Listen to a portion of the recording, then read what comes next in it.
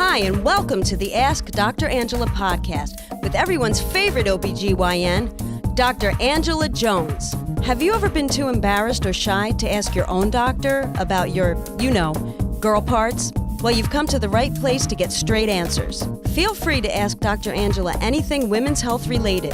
Obstetrics and gynecology? She keeps it real. Pregnancy? She's been there, done that. Menopause? She'll get you through. Young or old, Dr. Angela's got you covered, girl. Now here's Dr. Angela.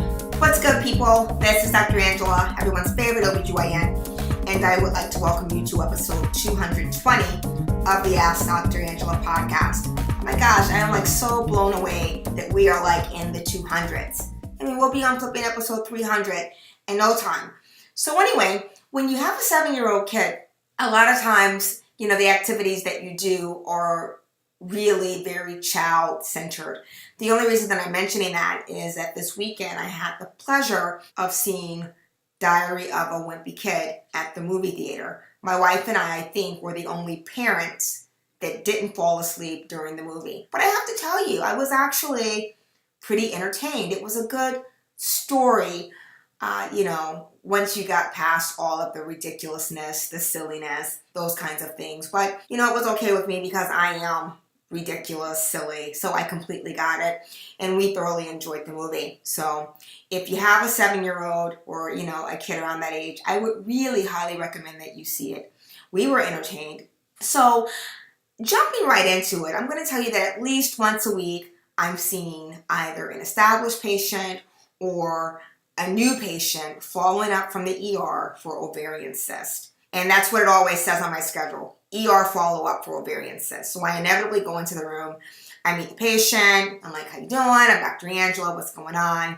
And the patient usually is like, hey, Dr. Angela, I had this sudden onset of incapacitating pain that doubled me over. I could barely move. I was in so much pain. So I went to the ER and they ran some lab work. They did a CT scan and it showed that I had an ovarian cyst. And of course, when I look at the CT scan report, it says, would recommend further evaluation with an ultrasound. And I feel like whenever my patients or any patients go to the ER, they stop at the CT scan. And initially I understand why they get the CT scan because they're trying to rule out an appendicitis.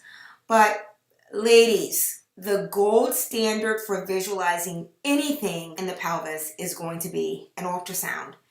If it can be transvaginal, that's even better. Number one, it gives me the most direct imaging of your uterus and ovaries, as well as your cul-de-sac, i.e. if your cyst ruptured, it would really be able to best visualize if there's any free fluid in the pelvis. And I'm recommending that if you do happen to go to the ER and your doctor there says, oh my gosh, I think you have an ovarian cyst, try to prod them to get an ultrasound because when you come and see me, I'm gonna order an ultrasound. And if we already have that information, it saves you one less visit because if I see it, then I'm gonna say, you know what? I'm gonna repeat your ultrasound in 2 to 3 months and we're gonna see if it resolves. Hopefully it doesn't get bigger. The thing that I think most women and folks don't realize is that all women get cysts from their ovaries depending on where you are in your cycle, i.e. your menstrual cycle.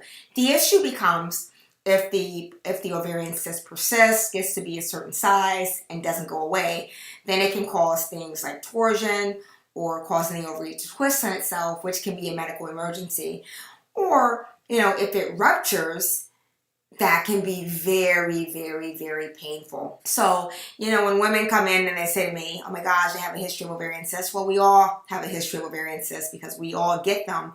It's just that some of us are symptomatic, i.e. the cysts persist and then they rupture causing pain.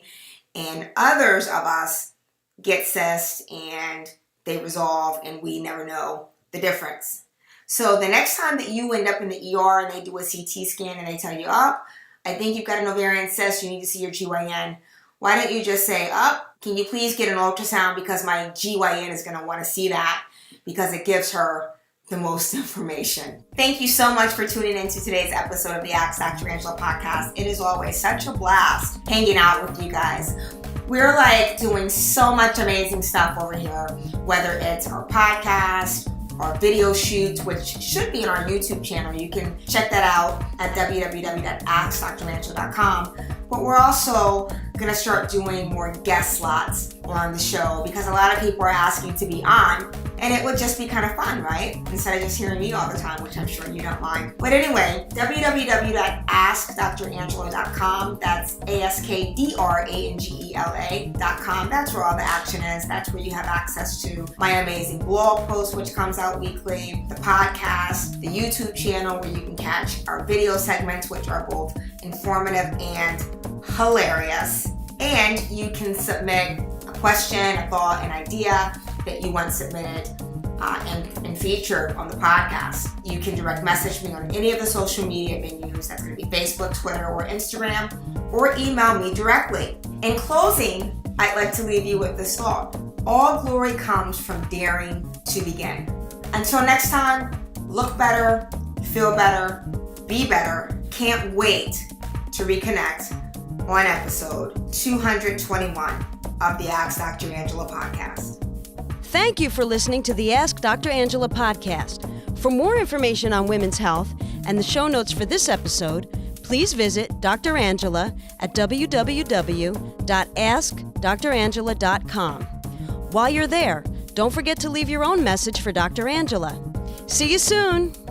All of the information provided and discussed in this podcast is for educational and informational purposes only and should not take the place of consulting a physician. This podcast is not intended to diagnose, treat, or cure any disease or illness and does not and should not replace treatment from a medical professional.